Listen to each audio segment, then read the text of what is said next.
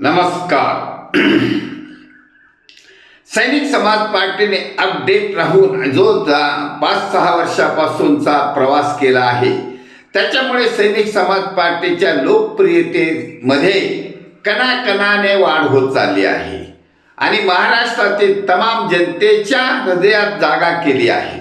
सैनिक समाज party update राहण्याचं निश्चित करत आहे, कारण रोज जे व्हिडिओ येतात किंवा सोशल मीडियावर काही क्लिपा येतात त्याचा अभ्यास करून त्याच्यावर प्रतिक्रिया देणं हे सैनिक समाज पार्टीचं रुटीन काम आहे.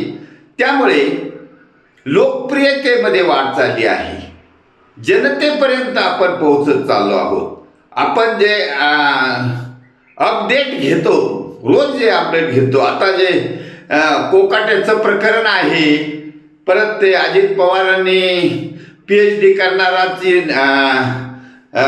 अपमान केला, तसंच काही काँग्रेस नेत्यांनी सैनिकाच्या शौर्याचा अपमान केला. ह्या सगळ्या घटना सैनिक समाज पार्टी अपडेट करून समाजापुढे ठेवत आहे.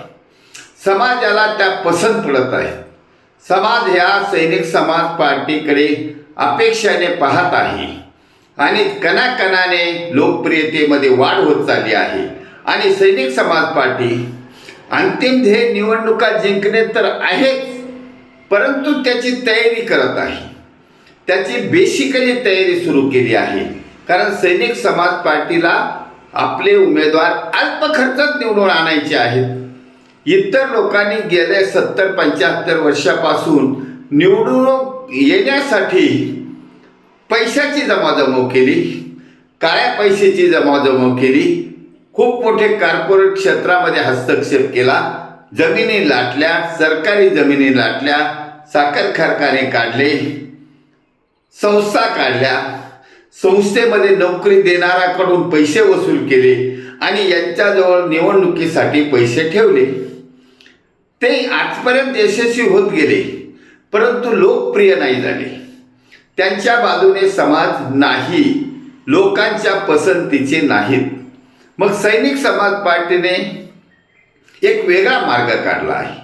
लोकप्रियता याला भांडवल समजलं आहे आणि जनतेचं हित हे लक्षात ठेवून जनतेच्या इशाऱ्याने या राजकारणातील 90% भ्रष्टाचारी प्रवृत्तीच्या लोकांना सत्य बाहेर करण्यासाठी जो प्लॅन केला आहे, छत्रपती शिवाजी महाराजांच्या गनिमी काव्याप्रमाणे प्लॅन केला आहे. आणि त्यामुळे सैनिक समाज पार्टी ही नक्की यशस्वी होणारच आहे. त्यामुळे सैनिक समाज पार्टीचं जे वातावरण आहे, जे लोकप्रियता आहे, जे समाजाशी अपडेट राहण्याचा प्रकार आहे, त्यामुळे ही स्वातंत्र्याची दुसरी लढाई जी माननीय अण्णा हजारेंनी सुरू केली होती ती राजकारणात येऊन राजकारणामध्ये अल्प खर्चात उमेदवारांना निवडून आणून सैनिक समाज पार्टी इतिहास घडवणारच आहे. इतिहास घडवण्यासाठी निघालेली पार्टी आहे. केवळ डायरेक्ट फॉर्म भरून लगेच निवडून येऊन यांच्याप्रमाणे गैरमार्गाने मतांची चोरी करून EVM मध्ये घोटाळे घालून निवडून येण्याचं नाही.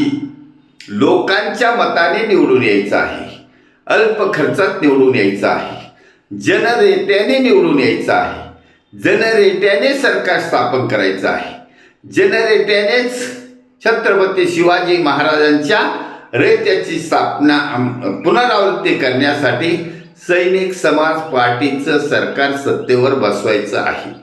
जनरेटा हा महत्त्वाचं भांडवल सैनिक समाज पार्टीला सापडलेला आहे आणि रोजच्या व्हिडिओने सैनिक समाज पार्टीला हा जनरेटा जमत चालला आहे, जोडत चालला आहे.